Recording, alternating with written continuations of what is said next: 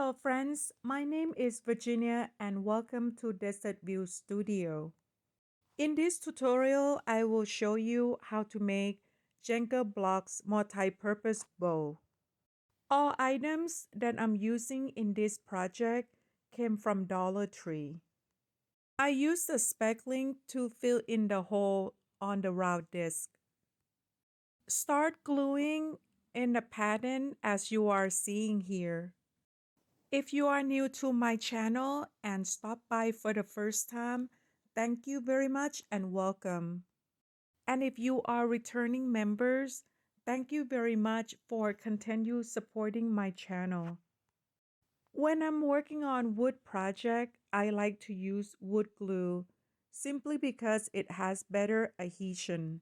And this wood glue also came from Dollar Tree. This project is really easy to make and doesn't require a lot of materials.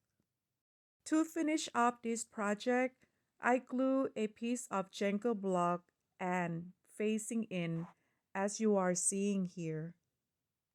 Glue two pieces of square cube together to make 4 sets. After that, you will attach the legs on the bottom of the bow. And here's the finished product.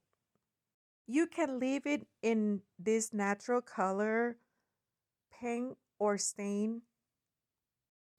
This project is very simple and easy to make.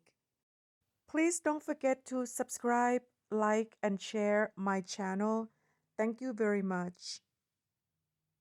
The stain color that I use for this project is Golden Oak by Mint Wax. I hope you like this project as much as I do, and perhaps you can make one for yourself. Here for the demonstration purposes, this is what I put in the bowl. You can place this bowl in the bathroom and put decorative small soap for display purpose, or place it in your craft room and place something like paper clips or biting clips or other knickknacks, or cotton twines as you are seeing here. Until my next video, thank you so much for watching. Bye for now.